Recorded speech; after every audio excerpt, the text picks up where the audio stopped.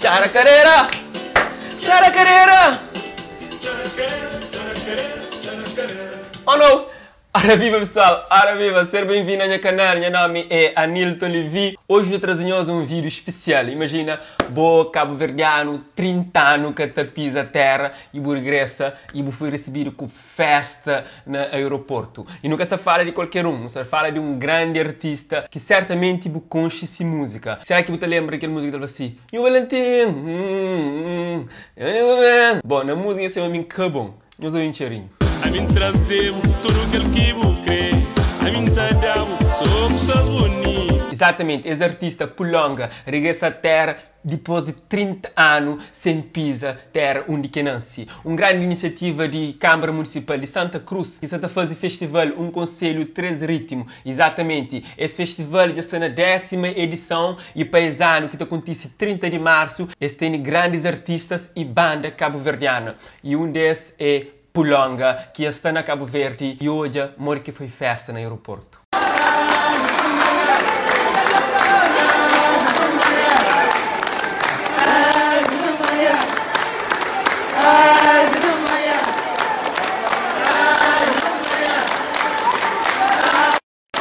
Sono no aeroporto che lei gente che viene incontra con Pulonga vita, depois de 30 anos que vem para Cabo Verde e dentro de Santa Cruz, e Câmara Santa Cruz traz Pulonga para Cabo Verde e nós hoje que eles recebem Pulonga ali na Cabo Verde, ali na praia.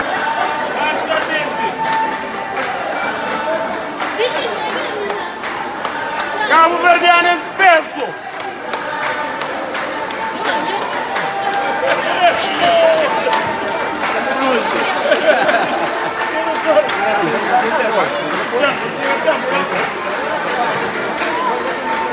Exatamente! Só sabe! Olha! Está contente, Minhos? Esse próprio! O dia que não andar com Esse próprio! Não está tudo junto!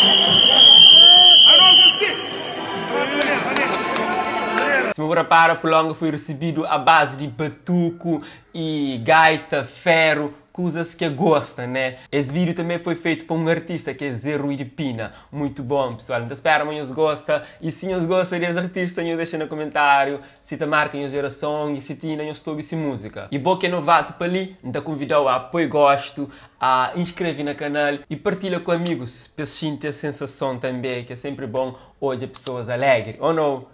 Tinha parte de tudo. One love. Merci.